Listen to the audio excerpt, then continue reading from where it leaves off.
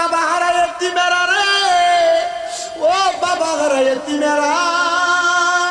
অনেক সন্তানেরা চিন্তা করে, হুজুর আমার মা কত রং বেরঙ্গের কত সুন্দর ইফতার বানাইছে, কিন্তু আমার মা অন্ধকার কবরে, বাবা অন্ধকার কবরে।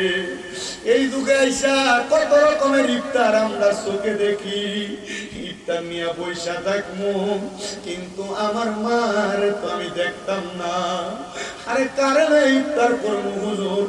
আগে সাহারির সময় ভোর রাইতে উঠলে আমার মা আমরা ডাক দিয়া দিয়া উঠাইতো, সময় শেষ হয়ে যায় কয়া কয়া ডাইকা তুলতো।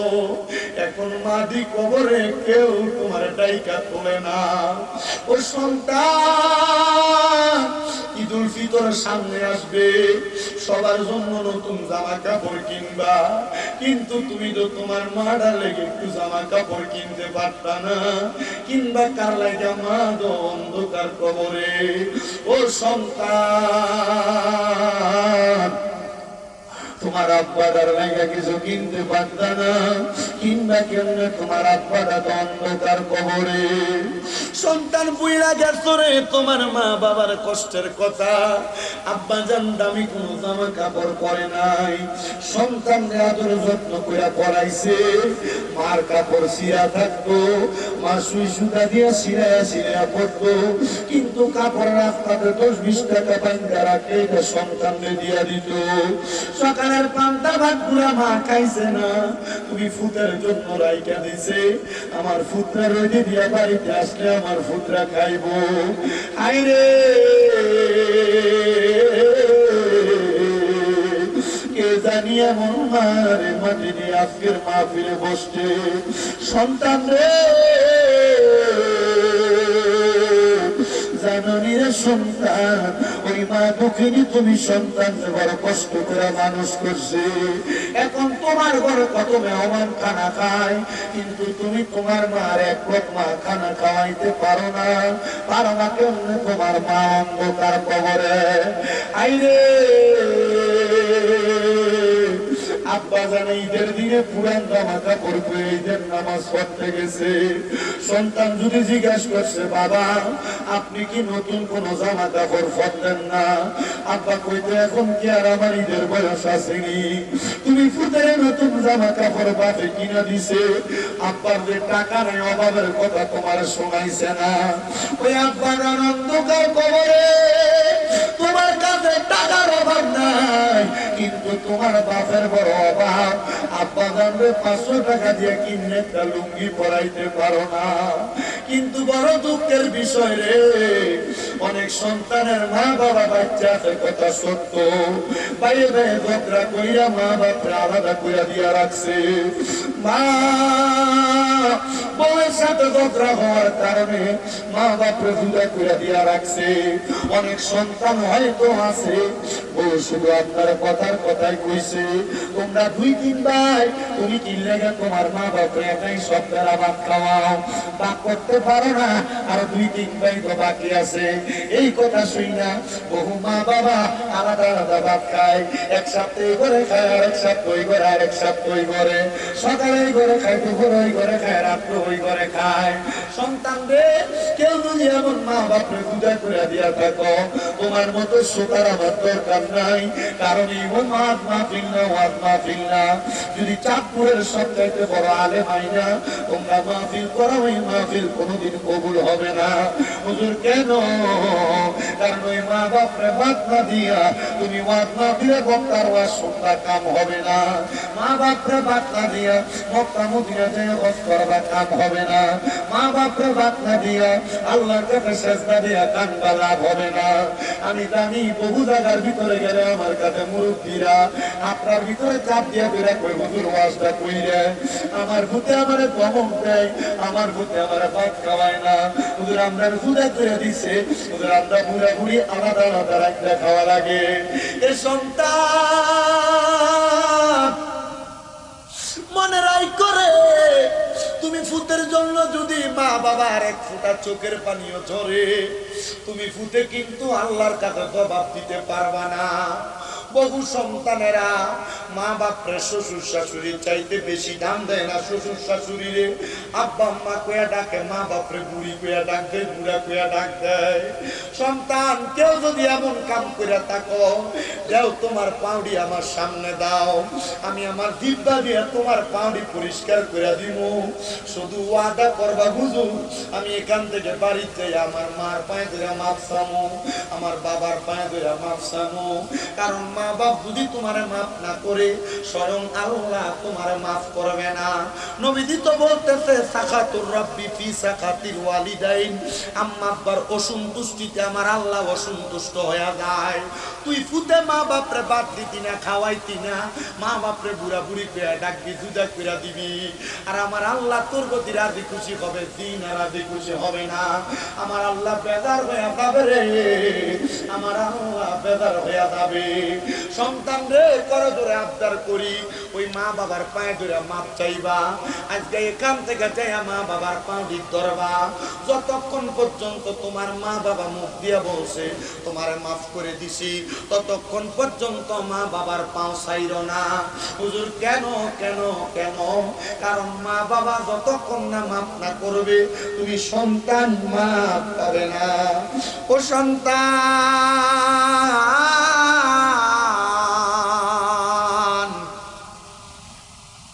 আবদার করি তোমার কাছে মাপ চাইও।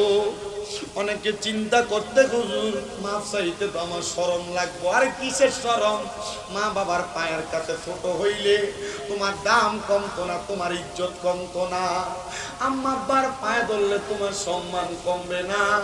আমি গুনাহগার মানুষ হইতে পারি, আমি মাঝে মাঝে মা বাবার পায়ের ভিতরে সুমা দেই। হুজুর কি বলেন? শিরিক হবে না, বেদাত হবে না? না, শিরিকও হবে না, বেদাতও হবে না। আম্মা আব্বার কদমের কাছে সন্তান ছোট হইতে পারলে আল্লাহ তার দাম বাড়ায়া দেয়।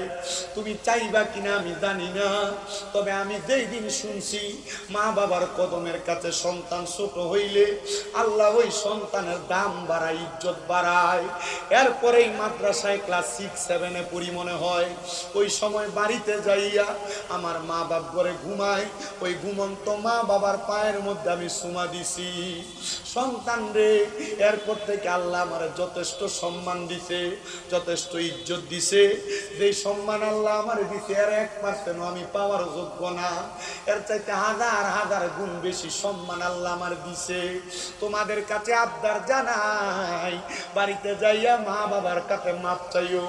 অনেকে চিন্তা করে হুজুর আমি মাপ চাইতাম কেমনে, হুজুর মাপ চাইতাম কেমনে, আমার তো আব্বা দুনিয়াতে নাই। হুজুর যাদের বাড়িতে আব্বা আছে তারা বাড়িতে যাই আব্বার পায়ে ধরে মাপ চাইবো। আমার তো আব্বা নাই, আমি কার পায়ে ধরে মাপ চাইবো? অনেকে চিন্তা করে হুজুর যাদের বাড়িতে মা আছে তারা বাড়িতে যাইয়া মার পায়ে ধরে মাপ চাইবো। আমার তো মা নাই, আমি কার পায়ে ধরে মাপ চাইবো? সন্তান, আম্মা আব্বা যদি কবরে থাকে মুনাজাতের মধ্যে, অথবা পারলে এখন রব্বির হামহুমা কামা রব্বায়ানি সগীরা ওয়া কুর রব্বির হামহুমা কামা রব্বায়ানি সগীরা। কোন সন্তানের মা মারা যাওয়ার পরে, বাবা মারা যাওয়ার পর ওই সন্তান যদি এই দোয়াটা পইরা চোখের মনি কোঠার মধ্যে একটা মাছির মাথা পরিমাণ পানি চাইরা দিয়া কান্দে, আমার আল্লাহ তাআলা তার মা বাবার জীবনের গুনাহ মাফ করে দেয়।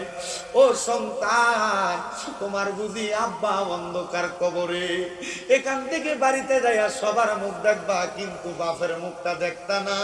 তোমার বুঝি মা অন্ধকার কবরে, এখান থেকে বাড়িতে যাইয়া সবার মুখ দেখবা কিন্তু মার মুখটা দেখতা না।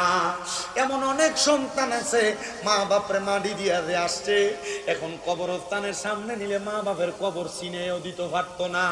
মা বাপের কবরের কথা ভুইলা গেছে, কোন দিক দিয়া মা বাপের কবর এটাও বলতে পারে না।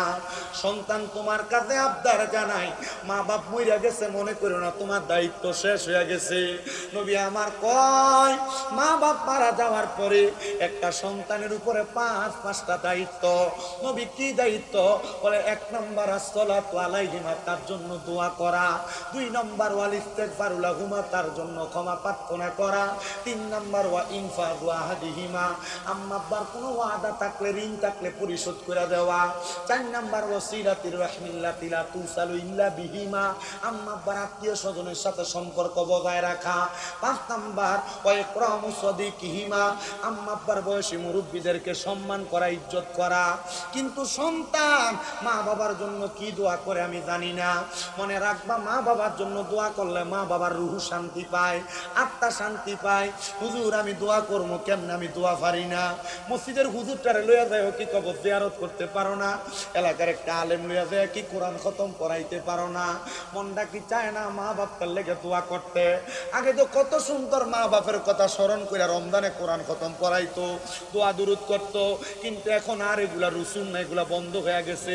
বহুত মৌলবীরা বেদাত ফতুয়া দিয়া দিয়ে কোরআন খতম বন্ধ করছে, খতমে তালিল বন্ধ করছে, খতমে শেফা বন্ধ করছে। এগুলা বন্ধ করে দিয়া দিয়া এলাকার মধ্য থেকে মানুষকে কোরআন সুন্নাহ থেকে দূরে নিছে। না রে বাবা, আগে কত সুন্দর সবিনা খতম পড়তো হাফেজ সাহেবরা মসজিদের ভিতরে, কত সুন্দর বাড়িতে মাইক লাগে কোরআন শরীফ পড়তো। এখন এগুলা থেকে মানুষ দূরে চলে গেছে, করতে চায় না। আরে করো করো করো, গুনাহ হবে না, সওয়াব বেশি বেশি। জীবন যৌবন সইবা দিতাম, জীবন যৌবন সইবা দিতাম, পাইলে তোর চাহনা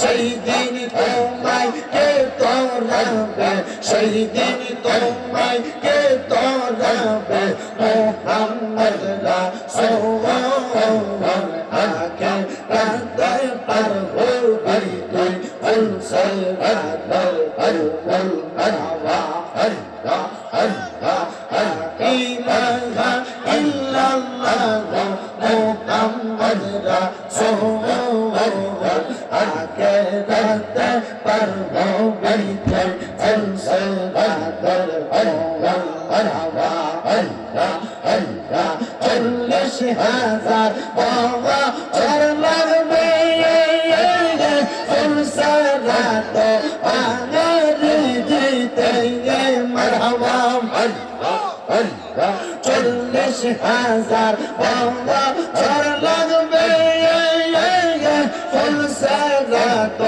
আনারি দিতে মারহাবা আল্লাহ সেই দিন তোমায় কে তোরাবে, সেই দিন তোমায় কে তোরাবে, মোহাম্মদ রাসূল আগে রাতে পার হবি তুই, ফুলসে রাতের আল্লাহ আল্লাহ আল্লাহ রাসূলুল্লাহ আমরার চোখের বনি মক্কি মাদানী রাসূলুল্লাহ আমরার চোখের বনি আল্লাহ আল্লাহ আল্লাহ রাসূল পাইলে আল্লাহ পাবি, সেই তো তার কোরআনে পাবি আল্লাহ নবী, এই তো তার সঙ্গে মারহাবা আল্লাহ রাসূলের পথ আল্লাহর পথ, এই পথ তোমার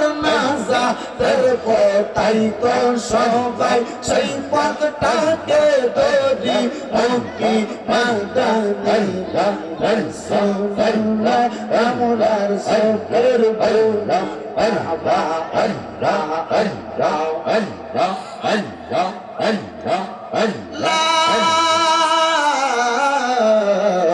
ইলাহা ইল্লাল্লাহ মুহাম্মাদুর রাসূলুল্লাহ সাল্লাল্লাহু আলাইহি ওয়াসাল্লাম আল্লাহুম্মা আমিন আল্লাহুম্মা আমিন আলহামদুলিল্লাহি রাব্বিল আলামিন আসসালাতু ওয়াসসালামু আলা রাসূলিল কারীম রব্বানা যালামনা আনফুসানা ওয়া ইল্লাম তাগফির লানা ওয়া তারহামনা লানাকুনান্না মিনাল খাসিরিন ইয়া ইলাহি রহম ফরমা মুস্তাফা কি ওয়াসতে খুল দে দরওয়াজায়ে রহমত গাদা কি ওয়াসতে रहमतुल्लिल आलमीन खत्मे रसूल जाने जगह अहमद हामिद मुहम्मद मुस्तफ़ा की वास्ते मवदू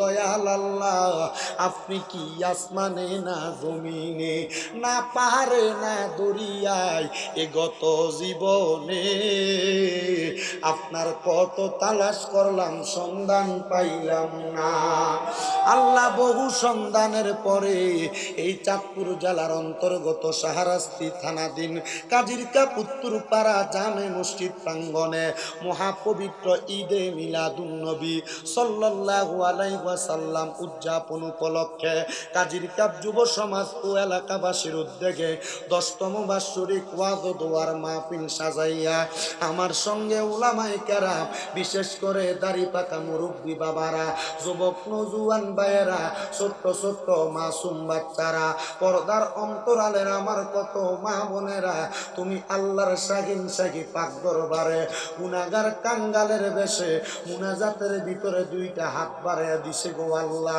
যার মুনাজাত তোমার কাছে মায়া লাগে পছন্দ হয় ওই হাতের উসিলায় আমরা প্রত্যেকের জীবনের গুনাহ তুমি আল্লাহ ক্ষমা কইরা দাও মাবুদু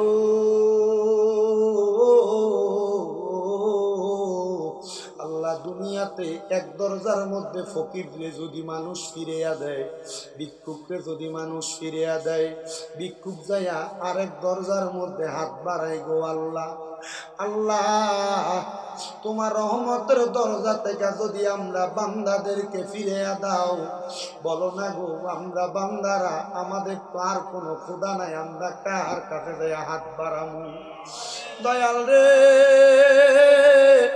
আল্লাহ ফরিয়াদ তোমার দরবারে আমরা গুনাহগার আমরা বদকার আমরা সিয়াকার আমরার গুনার দিকে তাকাইলে আমরার কাছে বড় ভয় ভয় লাগে রে আল্লাহ না জানি কোন দিন আজরাইলের কঠিন থাবার শিকার হইয়া যায় মাবুদ ডাকলেনি দূরায় রে মন গপলেনি প্রাণ ঠান্ডা হয় এ না দেখিলে দুই নয়নে নয়নে রে আল্লাহ করো আল্লাহ জাগালয় তোমার মনে দয়াল রে আজকের মুনাজাতে কে জানি হাত বাড়াইছে কার জানি জগতের মধ্যে বাবা নাই আইরে বাবা যেই বাবা রিক্সা চালাইয়া মাটি কাইটা মাথারা গাম পায়ে ফালাইয়া পরের বাড়িতে বদলার কাজ কইরা সন্তানরে মানুষের মতো মানুষ করার জন্য আব্বা নিজের রক্তরে পানি বানাইছে এমন আব্বা দাদের অন্ধকার কবরে রে আল্লাহ আব্বার কবর জান্নাতের বাগান বানাইয়া দাও মনি গো কে জানি হাত বাড়াইছে কার জানি জগতের মধ্যে মা নাই হায়রে মা যেই মার মা কইয়া ডাকলে কলিজার আগুন ঠান্ডা হইয়া যায় যেই মায়ের দিকে নাক নজরে তাকাইলে কবুল হজরে চাওয়া হইয়া যায় আল্লাহ কে জানি এমন মা দুঃখিনী রে অন্ধকার কবরে শোয়া দিছে আল্লাহ এমন মা যাদের অন্ধকার কবরে আম্মার কবর জান্নাতের বাগান বানাইয়া দাও। এমন অনেক কপাল পোড়া কত বাগারা হাত বাড়াইছে, মাও নাই বাবাও নাই, জনমের এতিম আম্মা আব্বা দুইজনের কবর নাজাতের ফয়সালা করো।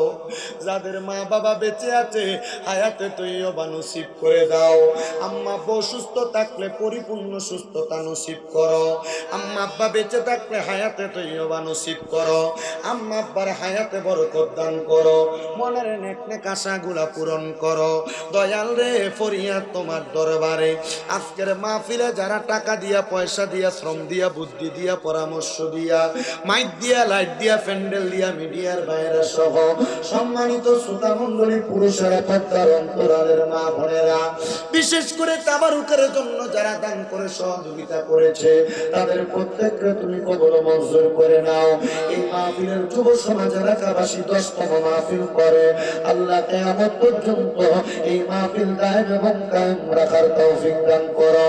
মরণ দিবা দুঃখ নাই, তবে বেঈমান বানায়া মরণ দিও না। আল্লাহ আমাদের প্রত্যেকের ব্যবসা বাণিজ্য কাজে কর্মে বরকত দাও। পড়ালেখার মধ্যে বিদ্যা বুদ্ধি বাড়ায়া দাও।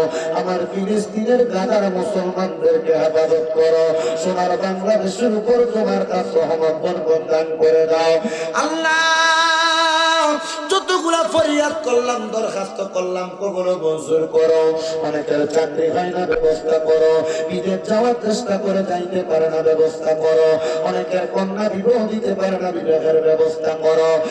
আর আমাদের প্রত্যেকের মরণের আগে আখিরি জবানে মধুর কালেমা পড়ে দিয়েন লা ইলাহা ইল্লাল্লাহু মুহাম্মাদুর রাসূলুল্লাহ সাল্লাল্লাহু আলাইহি ওয়াসাল্লাম। জবান খুলে উচ্চ কণ্ঠে জোরে জোরে কোন আলহামদুলিল্লাহ। আপনারা বলেন, মুনাজাত করে দোয়া চাইলাম একজনের কাছে, তিনি কি? আল্লাহ। এই আল্লাহর প্রশংসা করলে লাভ আছে না নাই? কম না বেশি? বেশি লাভ হলে প্রশংসা কম হবে না বেশি হবে? বেশি হবে। কিন্তু তুমি তো এগুলা করো না।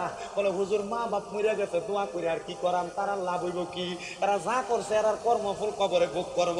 আমি দোয়া করলে কি আল্লাহ মাফ করবো নি? এর সন্তানের দলেরা মনে রাখবা, একটা মৃত ব্যক্তির জন্য দোয়া করলে কত খুশি হয় তারা জানোনি? হুজুর কত খুশি হয়। একটা সমুদ্রে ডুইবা যাইতাছে ব্যক্তি, তারা হঠাৎ করে একটা নৌকা যায় উদ্ধার করলে সমুদ্রে ডুবন্ত ব্যক্তি যত খুশি হয়, একটা মৃত ব্যক্তির জন্য দোয়া করলে তার আত্মাটা তার চাইতে আরো বেশি খুশি হয়।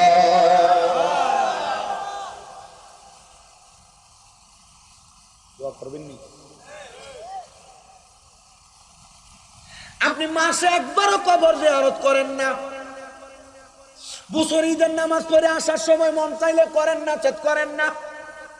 কিন্তু নবীজি নিতে বলে বৃহস্পতিবার আসরের নামাজের পর থেকে শুক্রবার মাগরিবের নামাজের আগ পর্যন্ত কোন সন্তান যদি তার মা বাবার কবরের সামনে দাঁড়ায়া যায় আর দোয়া করে, আল্লাহ তাআলা তার মা বাবারে মাফ করে।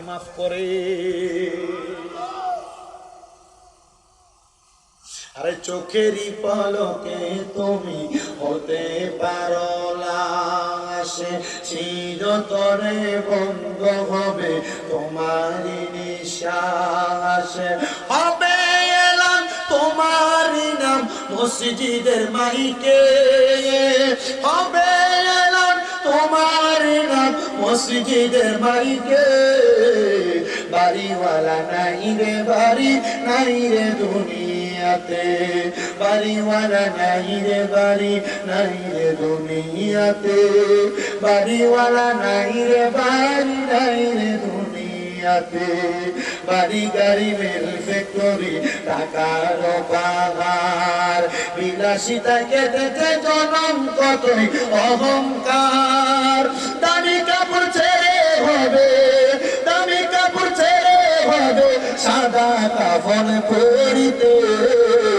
বাড়িওয়ালা নাই রে বাড়ি, নাই রে দুনিয়াতে, বাড়িওয়ালা নাই রে বাড়ি, নাই রে দুনিয়াতে, বাড়িওয়ালা নাই রে বাড়ি, নাই রে দুনিয়াতে। তোমার ভয়ে থাকতো মানুষ ছিল বাহাদুরি, পাবনি হাওয়ায় উড়া তুমি যে রঙিন গুড়ি তোমার ভয়ে থাকতো মানুষ ছিল বাহাদুরি বাবনি হাওয়ায় উড়া তুমি যে রঙিন গুড়ি সুতোয় টানে দিলে মালিক সুতোয় টানে দিলে মালিক পারবে না তাকিতে বাড়িওয়ালা নাই রে বাড়ি নাই রে দুনিয়াতে বাড়িওয়ালা নাই রে বাড়ি নাই রে দুনিয়াতে বাড়িওয়ালা নাই রে বাড়ি নাই রে দুনিয়াতে মুসলমান তুমি একদিন মারা যাইবা যারা মা বাপের কবর জিয়ারত করেন না দাদা দাদির কবর জিয়ারত করেন না আত্মীয় স্বজনের কবর জিয়ারত করেন না আমি বলবো লগের ফুটলারে লই আপনি আম্মা আব্বার কবর জিয়ারত করবেন আপনার যে বাচ্চা আছে এই বাচ্চাটারে ধরে নিয়ে নিয়ে কবর জিয়ারত করেন কি লেগা আপনি যখন তারে নিয়ে আনিয়ে অভ্যাস করবেন তখন আপনি মারা যাওয়ার পর এই সন্তান নিজে দেয় কবর জিয়ারত এনে আছে ওই আরিফুল ইসলাম তাইর হুজুর আমি 1 ঘন্টা 20 মিনিটের বেশি ওয়াজ করি না আমরা এতে দেরি হয়ে একটু বেশি করছি তাড়াতাড়ি এই বেটা ভাত খেয়ে না আল্লাহ কবুল করে আমিন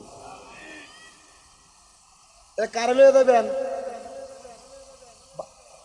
কতক্ষণ হবে ফলান লয়ে কবর জিয়ারত করতে যাবেন নি এই দাদারা নাতিটারে হাতে লয়ে কবর জিয়ারত করতে যাইও আর নাইলে তুমি যখন যাইবা তখন তুমি মরার পরে এই নাতি কইবো হ্যাঁ আমার দাদা তো আব্বার কবর জিয়ারত করছে তার দাদা দাদির কবর জিয়ারত করছে আমি আমার দাদা দাদির কবর জিয়ারত করবো কথা বল নাকি লেগা করার দরকার আছে না নাই এই গতকালকে আমার 2টা মাহফিল ছিল একটা ছিল এই কুমিল্লা দিদার মার্কেট কাশ্মীরপুর আর একটা ছিল ব্রাহ্মণপাড়া তো প্রথম মাহফিলে যখন গেছি এক ভাই পল্লব ভাই উনি আমার কইতাছে হুজুর আমার কাছে সবচেয়ে ভালো লাগে আমার ওনার একটা ছোট্ট ছেলে তো হুজুর আমার এই ছোট ছেলেটা হুজুর আমারে তার দেখলে ভাল লাগে একটা কারণ আমরা তার জিগানতে সুরা পারে ছোট বাচ্চা খুব সুন্দর সে সুরা পড়তেছে আমার সামনে আমার কাছে এটা দেখে ভাল লাগছে ও হুজুর আমার কাছে আরো ভাল লাগে কি জানেন আমার আব্বা নাই আমার ফুতে প্রত্যেক জুমার নামাজে গেলে নামাজের সালামটা ফিরিয়ে নামাজটা যখন শেষ হুজুর আমার ফুতে আমার পাঞ্জাবি আর হাতে দিয়ে দাদা দাদা